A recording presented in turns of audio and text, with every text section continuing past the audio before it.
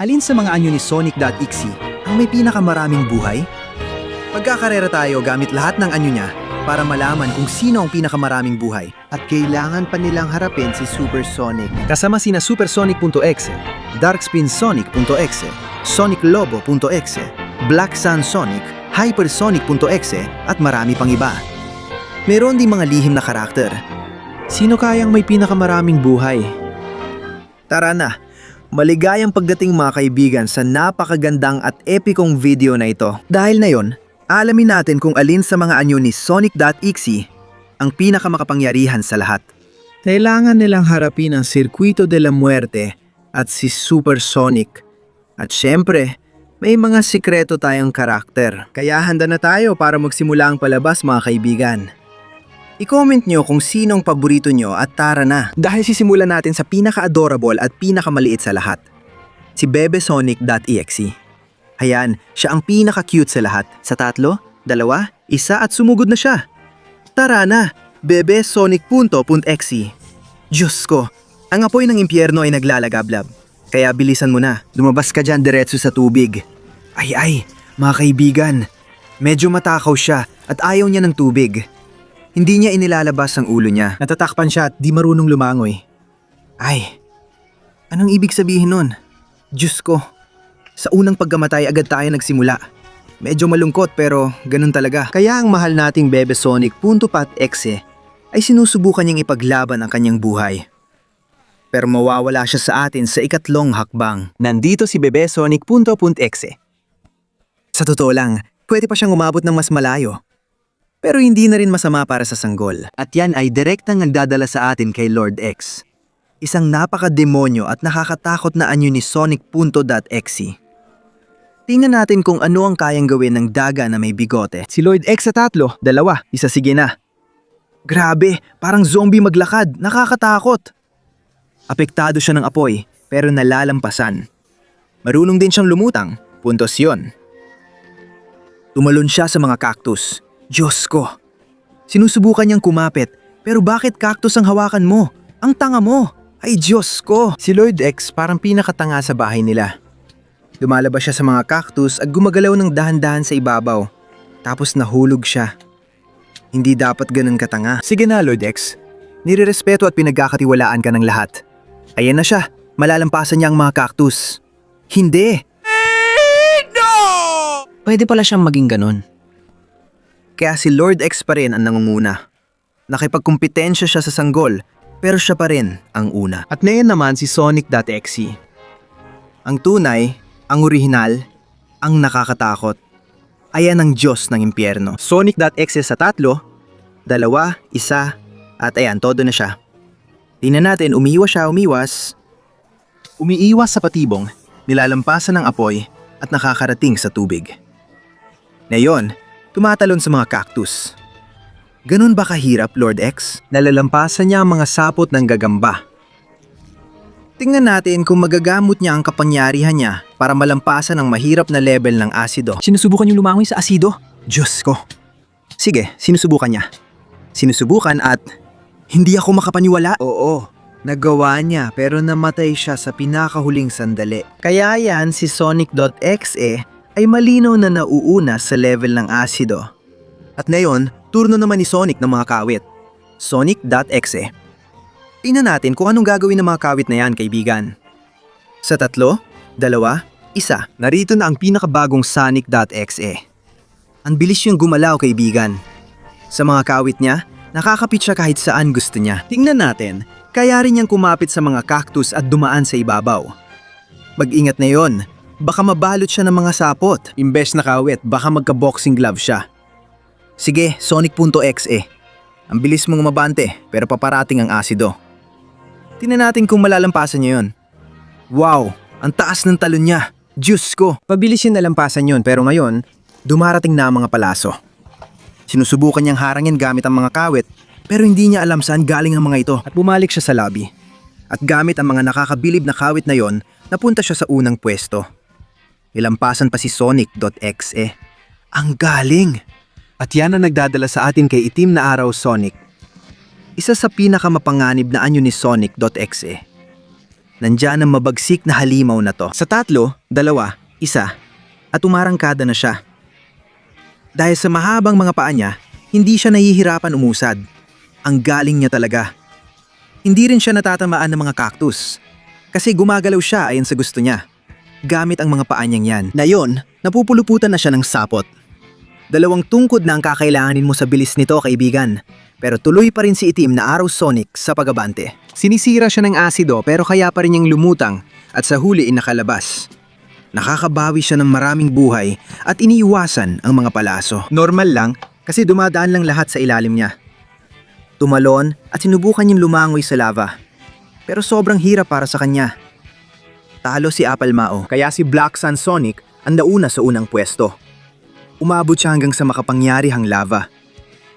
Mag-ingat kayo sa kanya. At diyan mga kaibigan, dumating na ang hinihintay nating sandali. I-unlock na natin ang mga sikretong karakter. Handa na ba kayo? Simulan na natin? Rapido! Mayroon ka lang 20 segundo para i-like ang video. Mag-subscribe at i-activate ang kampanita para ma-unlock ang sikretong karakter. Kung ilalagay mo sa comments ang Sonic.exe, makukuha mo ang anumang transformation niya. Pero huwag gamitin sa masama, nauubos na ang oras natin. Sige, tropa. Mabait kayo ngayon. At ibig sabihin yan, kailangan na nating ibunyag ang unang sikretong karakter na siya ay walang iba kundi Diyos ko. Lightspeedsonic.exe. Ang creepypasta na umaabot sa bilis ng liwanag. At ang isa pang sikretong karakter ay ibubunyag sa dulo ng video. Kaya huwag kayong aalis. Dahil ngayon, si Baliw naman ang susunod. Fleetway Sonic. Tingnan natin kung anong gagawin ng nilalang na ito na tiwali at demonyo sa 3, 2, 1. At ayan, lumalabas siya gamit ang lahat ng kanyang kakaibang kapangyarihan. Grabe, ang wild! Kung paano niya nailagan lahat ng ito, ibang level na talaga kumpara sa mga nakita natin kanina. Ngayon magsisimula na ang totoong mga transformasyon. At dahil diyan, pinalaya ni Fleetway Sonic ang lahat ng kapangyarihang yon. Kaya niyang tiisin ang asido. Grabe, sobrang lupit. Ngayon, madali na rin para sa kanya ang mga palaso. Habang ginagamit niya ang lakas niya, tumalan siya sa lava. Teka, nalampasan niya yon. Nabuhay siya sa lava. At ngayon, kailangan niya makatakas sa mga patibong na may magma. Kahit maraming pinsala ang tinatanggap niya. Tingnan natin kung mahanap niya ang tamang oras para tumalon para sugurin si Supersonic. Ipinapakita niya ang kamangamangang aura at tumatalon. Teka, grabe kung mamigay si Supersonic, nakakatuwa. Matindi ang laban at halos pantay. Pero si Supersonic pa rin ang nagwagi. Kaya si Fleetway Sonic ang una, pero di niya tinalo si Supersonic. Kaya ba siyang talunin ni Darkspin Sonic? Darkspinsonic.exe. Mag-ingat dahil siya ang may kontrol sa apoy ng impyerno. Tingnan natin kung anong gagawin niya gamit ang apoy ng impyerno sa 3, 2, 1. At lumalabas na si Darkspin Sonic ng todo. Nahulog siya sa apoy na syempre ay wala namang epekto sa kanya. At nalampasan niya ang tubig. Tingnan natin, pati mga cactus ay nalampasan din niya ng maayos. Kaya niyang sunugin ang sapot ng gagamba gamit ang apoy. Pero hindi niya ito ginawa. Mas pinili niyang dahan-dahan lang. Misteryo. Ngayon, pinalaya niya ang apoy na aura at hinarap ang asido na sumisipsip dito. Ngunit nalampasan niya ito. Gamit ang apoy, walang palasong naglakas loob, tumama sa kanya. Kaya naman tumalon siya sa lava, na syempre hindi siya tinatablan. Sobrang kamangha-mangha ng kapangyarihang yan. Sinusubukan niyang iwasan lahat ng mga patibong na may magma. Tingnan natin kung kaya niya. Ingat, nagsisimula na siyang masaktan. Sige, Darkspin.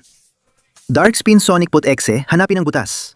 Nagsimuma na siyang lumaban kay Supersonic. Kaya niya ba itong talunin?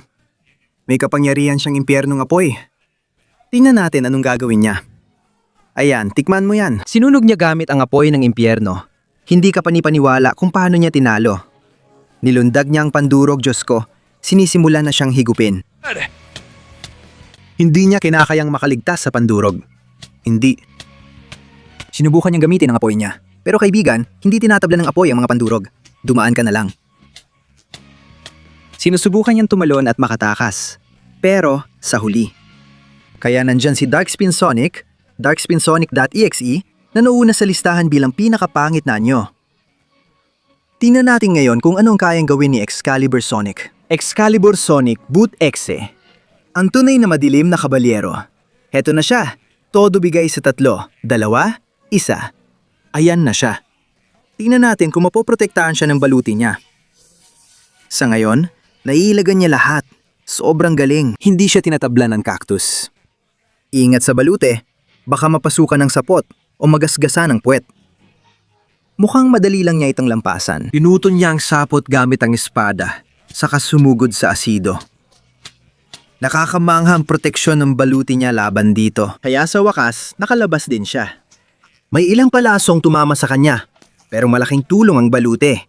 Natiis niya ito at tumalon siya sa lava na gustong lamunin siya. Ngunit nagtagumpay siya. Tingnan natin ang mga patibong na may magma. Diyos ko, pumapasok ng init at winawasak ng mga palakol ang kanyang balute. Sinusubukan ni Excalibur, Sonic Excalibur Sonic.exe. Pero siya ay winawasak. At tuluyan siyang namatay. Kaya naman siya ang pumwesto sa 2 pwesto. Magaling ang ginawa ni Excalibur, Excalibur Sonic. At ito na tayo sa isa sa pinakamalalaking halimaw. Sonic Lobo. SonicLobo.exe. Ayan na ang halimaw. Tingnan natin kung ano ang kaya niyang gawin. Sa 3, 2, 1, at ayan na. Grabe. Napakabilis niya para sa laki niya. Magaling umiwas sa apoy. At dumiretso siya sa tubig kung saan naligo siya ng todo. Ngayon, iniiwasan naman niya ang mga cactus. Dumiretso siya sa sapot ng gagamba. Ingnan kung di siya gaanong mabalot. Kung hindi, gamit ang kuko, pinupunit niya ito. Tumalon siya diretso sa asido at tiniis yon dahil sa malaimpyernong balahibo. Madali lang niyang ngalampasan. Tingnan ang mga palaso. Wala. Hindi siya tinatablan at nahuhuli pa niya lahat. Sige na nga, madali lang. Tumalon siya sa lava na unti-unti siyang sinisira. Pero, nagawa niya. At ngayon, oras na para tiisin ang mga patibong ng magma. Medyo matitindi ang mga ito. Sinusubukan niya umiwas sa kaliwa o kanan. At mukhang kaya niyang mabuhay. At tumalon siya. Diretso siyang papunta kay Super Sonic. Tingnan natin kung kaya niyang manakit gamit ang kuko. Kung hindi, ilalabas ni Super Sonic ang tunay niyang kapangyarihan at wawasakin siya. Kaya si Sonic Lobo Soniclova.exe ay nakuha ang susunod na pwesto. Tabla sila ni Fleetway Sonic at dadalhin tayo niyan sa huling karakter. Bago ang mga sikreto. Hypersonic.exe. Heto na siya, ganap ng handa. May madilim-dilim na rainbow aura. At ayan na sa 3, 2, 1. Sige, paboritong creepypasta ng lahat sa ultimate niyang anyo. Nilalampasan niya lahat, tinatago ang rainbow aura, iniiwasan ang mga cactus, at narating ang sapot ng gagamba. Maghahanda na siyang tumalon sa asido. Abangan ninyo? Dahil tumatalon siya, at pinalalaya ang kanyang aura. Nandire-regenerate siya habang nawawalan ng buhay. Grabe, tunay na kabaliwan para mabuhay. Wala siyang pakialam sa mga palaso. Tumalon siya sa lava. Mukhang nasasaktan siya. Madali niyang ginagawa ito dahil napakalakas. Magpagaling ang kapangyariang yon. Sobrang bilis, parang di ka panipaniwala. Kaya ngayon, iniiwasan niya ang mga patibon ng magma habang hinahanap ang butas. Diyos ko, nahanap na niya yon. Tumalon siya. Maganda ka, Super Hypersonic, dahil matinding palo ang abutin mo. Ayan na siya. Hindi ka panipaniwala. Waling pinakawala ni Hypersonic.exe ang aura niya. Tingnan mo, todo na ang pagsugod niya at immune siya sa pandurog. Ang galing talaga niya. Iniwasan niya, oo. Pero Diyos ko, nahulog siya sa Energy Devourer at nagsimulang mawalan ng lahat. Tinatangkang tumakas siya sa kaliwa o sa kanan. Pero masyadong malakas talaga ang Energy Devourer. Kaya kahit anong pilit niya, pilit ni Hypersonic.exe. Ayan, halos makawala na siya. Pero hindi pa rin. Halos nakalapit na siya. Kaya ayan, si Hypersonic.exe ang nangungguna sa unang pwesto.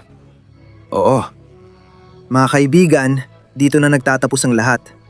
Pero hindi ko pa masasabi yan hanggat may natitira pang lihim na karakter. Kaya naman, oras na para kay Lightspeedsonic.exe. Ayan siya. Pinalaliya ang kanyang demonyong aura at gumagalaw na siya sa bilis ng liwanag. Sa 3, 2, 1. At ayan na siya. diretso siyang tumalon sa apoy. Sa tubig, hindi siya makatakbo. Pero nakarating siya sa mga cactus. At dinaanan niya ng sobrang bilis, tumalon siya sa sapot ng gagamba at pinalaya ang demonyong aura. Mabilis siyang gumalaw sa mga sapot papunta sa asido. Nasaktan siya, pero di siya napigilan. Ngayon, iniiwasan niya ang mga palaso. Dahil sa bilis niya, halos wala ni isa ang tumama sa kanya. Kaya yan na siya. Huy, tatalon siya sa lava. At hindi niya agad nalampasan ng lava. Pero hindi rin siya mahina. Narito si Lightspeed Sonic Put-Exe na tabla kay Black Sun Sonic. Hindi rin siya nakarating ng malayo kung tutuusin. Sige mga kaibigan, ngayon, isa na lang ang natitirang lihim na karakter. At dumating na ang sandali. Mag-iwan kayo ng huling like, huling subscribe, i-activate ang kampanita. Para ma-unlock si... Diyos ko, hypershadic.exe. Grabe, napakasama ng halimaw na to. Ang pagsasanib ng hypersonic.exe at hypershadow.exe. Sige, ipakita mo ang iyong madilim na kapangyarihan. Sa 3, 2, 1. Ayan na. Ano ba yan? Ilan bang puso meron yan? Immune siya sa tubig, apoy, sa lahat. At yang madilim na aura. Diyos ko, hindi tayo handa makita kung gaano siya kalakas. Ano bang halimaw na to? Ilalampasan niyang asido na parang jacuzzi lang. Ganun din ang mga palaso. Pati lava, pareho lang. Diyos ko, grabe. Dumaan pa siya sa magma traps at pinalaya ang buong lakas niya para di siya masaktan. Humaharap siya kay Supersonic at binugbog, pero mabilis siyang gumaling. Nilipol niya si Supersonic gamit ang madilim na kidlat at muling lumabas ang kanyang madilim na aura. Siyempre, ang pandurog walang epekto sa kanya kahit kaunti. At mag-ingat, dumating na ang sumisipsip ng enerhiya. Sinisipsip niya ang lakas nito. Pero nantagumpay pa rin siya. At mayroon na tayong panalo. Kaya yan na, si Hypershadic sa unang pwesto bilang pinakamalakas na anyo ni Sonic. Kaya ang natira na lang ay si Bebe Sonic sa huling pwesto sa water level. Si Lord X sa cactus level. Si Sonic naman sa acid level. Si Sonic X naman ay nasa arrow traps, tabla sa ika-5 pwesto. Sa pagitan ni Black Sun, Sonic at Lightspeed Sonic. Si Punto X ay nasa lava level. Ika-4 na pwesto para kay Excalibur Sonic, sa magma traps. Tabla sa ika-3 pwesto, sa pagitan ni Fleetway Sonic at Sonic Lobo. Si Punto X ay nasa Supersonic level. Ika-3 pwesto dahil yung iba ika-4. Para kay Darkspin Sonic, sa Crusher. Ika-2 pwesto si Hypersonic. Si Punto X ay Energy Eater at bagong kampeyon. Pinakamalakas at kampeyon ng lahat ng Sonic. Punto X, Hyper Shadow, Punto Shadic. Punto Exe! Kaya mga kaibigan, hanggang dito na lang ang video ito. Kung nagustuhan ninyo, alam nyo na ang dapat gawin. Mag-iwan ng like, mag-subscribe sa channel, i-activate ang kampanita. Lahat ng karaniwang sinasabi. Ilagay sa komento kung sinong karakter ang gusto nyong ipaglaban namin sa susunod na hamon. Si Leon Picaron ay magpapaalam na bago pa ang halimaw na ito. Tapusin ako at magkikita tayo sa susunod. Mas marami pa. Paalam. Paalam. Sige.